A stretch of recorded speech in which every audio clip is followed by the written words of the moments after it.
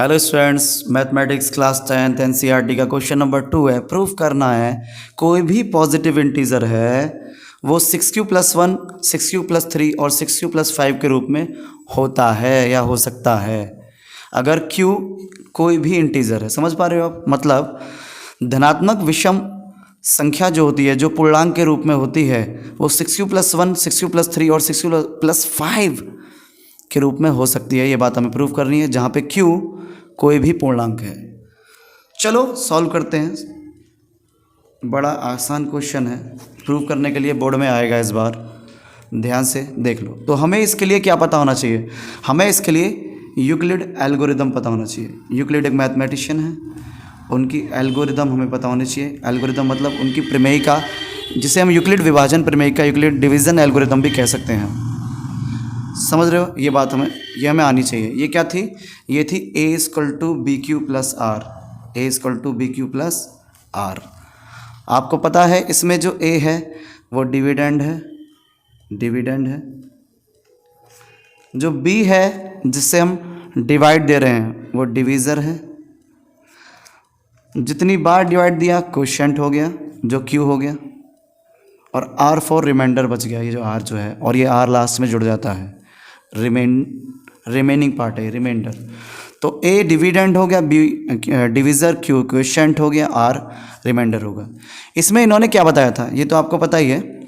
इसमें एक बात और बताई थी इन्होंने, जो r की वैल्यू है ना वो 0 से बड़ी होगी या उसके इक्वल होगी, कभी भी छोटी नहीं हो सकती। दूसरा, जो r की वैल्यू है वो b से हमेशा छोटी होगी, b से हमेशा छोटी होगी। जैसे मैंने मान लो एक एग्जांपल आपको दे रहा हूँ, जैसे आपने 2 से डिवाइड दिया 5 में, तो 2 × 4, 5 में से 4 गया 1। तो यहाँ पे जिससे डिवाइड दिया है वो है आपका डिवीज़र, अर्थात ये b है। जितनी बार डिवाइड दिया वो क्वोशिएंट है, ये q हो गया, जितना बचा वो रिमाइंडर हो गया। जिसमें डिवाइड दिया था वही डिविडेंड है, जिसे a से डिनोट किया है। तो अगर तुम ध्यान से इस रूल को लगाते हो यहाँ पे, तो ध्यान से आप देख सकते हो डिविडेंड आपका 5 है, डिवीज़र जिससे आपने डिवाइड दिया वो 2 है, जितनी बार डिवाइड दिया वो क्वोशिएंट वो भी 2 है, और रिमाइंडर यहाँ पर 1 है। तो यहाँ पर एक बात आप देख रहे हो, ये रूल फॉलो हो रहा है। कैसे? r की वैल्यू, मतलब r की वैल्यू जो 1 है, वो r की जो वैल्यू है 1 वो 0 से बड़ी है ना, 0 भी हो सकती है और 0 के बराबर हो सकती है, कभी भी 0 से छोटी नहीं होगी। और ये जो b है, b का मतलब जिससे आप डिवाइड दे रहे हो, डिवीज़र जिसे हम कहते हैं।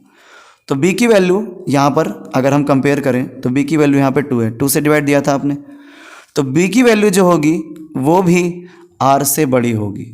b की जो वैल्यू होगी वो r से बड़ी होगी। यहाँ पे b की वैल्यू 2 है तो r से बड़ी, r की वैल्यू 1 है, बड़ी है ना, कभी भी छोटी नहीं हो सकती। ये बात ध्यान दो, ये यूक्लिड ने बताया था। एक बात और इसमें देखने को हमें मिल रही है, अगर हम ध्यान से देखें तो यहाँ पे जो q है, q मतलब क्वोशिएंट की वैल्यू क्या है? 2 ही तो है। तो q की वैल्यू यहाँ पर कभी भी ध्यान देना, q की वैल्यू या तो 0 होगी या 0 से बड़ी आएगी हमेशा के लिए। ये बात भी इन्होंने बताई है, साफ साफ यहाँ पे हमें दिख भी रहा है। ठीक है, तो q की वैल्यू 0 से या तो बड़ी होगी या 0 के बराबर होगी। ध्यान से देखो, q की वैल्यू यहाँ पे 2 है, q की वैल्यू यहाँ पे 2 है, तो 2 0 से बड़ा है ना, q की वैल्यू यहाँ पे क्या है? 2 0 से बड़ा है ना। 0 भी हो सकता है, 0 बार भी डिवाइड हो सकता है कि 2 की मल्टीप्लाई 0 से कर दिया, लेकिन कभी भी 0 से छोटा नहीं होगा, नेगेटिव नहीं होगा।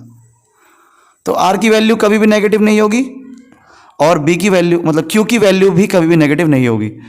इसी थ्योरम को हम यहाँ पे इस सवाल में लगाएंगे। आइए देखते हैं, इस थ्योरम को लगाते हैं। तो हमें पता है a की वैल्यू a=bq+r, ये यूक्लिड डिवीज़न एल्गोरिदम हम लगाते हैं और बड़े प्यार से प्रूव करते हैं क्वेश्चन को, a=bq+r। तो यहाँ पे r की वैल्यू इंटीजर के रूप में हमें दिख रही है। r की वैल्यू अगर हम 0 रख देते हैं तो देखते हैं क्या होता है। देखो, r की वैल्यू 0 और b की वैल्यू यहाँ पर 6 रखेंगे तभी है, 6q+1, 6q+3, 6q+5, 6q+ जो भी है वो आएगा।